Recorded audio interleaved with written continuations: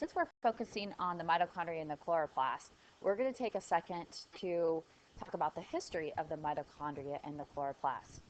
Now, scientists realized that the mitochondria and the chloroplast are way different than some of the other cell structures that we looked at. If you remember, we've talked about the endomembrane system, and that includes the smoothie R and the Refi R and the lysosomes and the Golgi. Well, I mentioned that mitochondria and chloroplasts are not part of the endomembrane system. As a matter of fact, they look much different than all these other cell parts. And so researchers were trying to figure out why on earth that chloroplasts and mitochondria are just very unique organelles. And we started to make some discoveries that led us to believe in this endosymbiotic theory.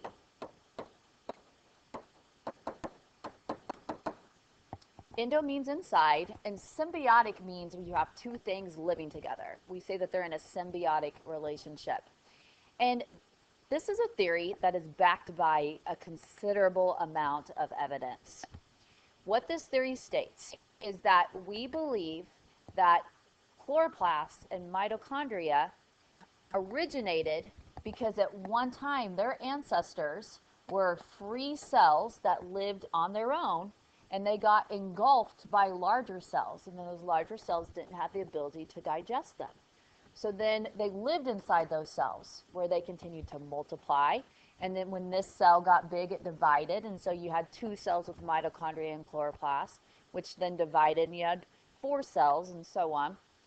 And again, there's got to be a considerable amount of evidence to back this. So before we look at that evidence, let's think about a few things. Do you remember we've talked about prokaryotic bacteria cells? And one, we said bacteria cells have ribosomes, right? We also said that bacteria cells have circular DNA in their cytoplasm. When we take a look at mitochondria and chloroplast, we see those structures. So this indicates to us that the ancestors to mitochondria and chloroplasts were once cells that could live freely on their own, and they were engulfed. So here's all the evidence that suggests that. Is one, when you compare bacteria to mitochondria and chloroplasts, they're the same size. Second, bacteria and mitochondria and chloroplasts, they all have circular DNA. So mitochondria and chloroplasts have DNA that looks very similar to bacteria DNA. Also, they have their own ribosomes. When we look at bacteria cells, the only organelle that we put in bacteria cells are ribosomes. Well, same thing we see in the mitochondria and in the chloroplasts. They have their own ribosomes and their own DNA. Ultimately, the best way to tell relatedness between two individuals is to sequence the DNA. So when we sequence the DNA of bacteria cells and then the DNA of the mitochondria and chloroplasts, we can see that they have, genetically, they're very similar. They have common genes, which indicates that they're related somehow. And then also for those ribosomes, the ribosomes in the bacteria and in the mitochondria and chloroplasts, they're the same size. They look a little bit different than the ribosomes in eukaryotic cells. We know that if you look at the mitochondria and chloroplasts inside of cells, they reproduce on their own. So mitochondria inside your cells will grow, elongate, they copy their DNA, and they split in two. And that's exactly how bacteria divide. And that process of bacteria dividing is called binary. Bi means two. Fission.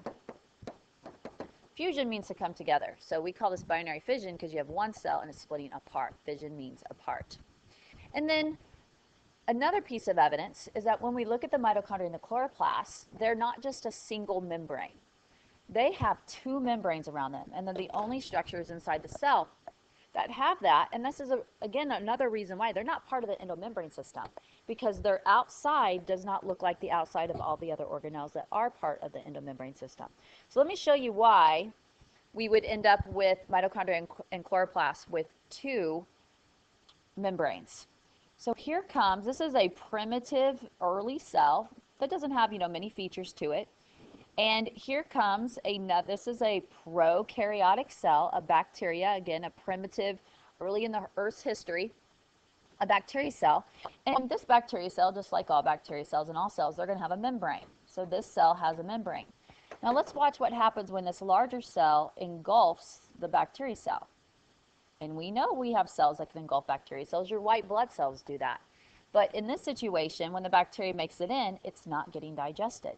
And look, it had one original membrane, and now it has a second one, a phospholipid bilayer.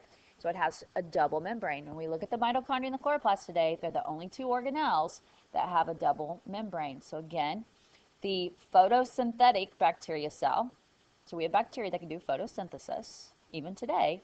So imagine a cell engulfed that photosynthetic bacteria, and so now we have a structure like the chloroplast that has two membranes around it. And again, chloroplasts also, they have their own DNA, they have their own ribosomes, they're about the same size as bacteria, and they can divide by binary fission.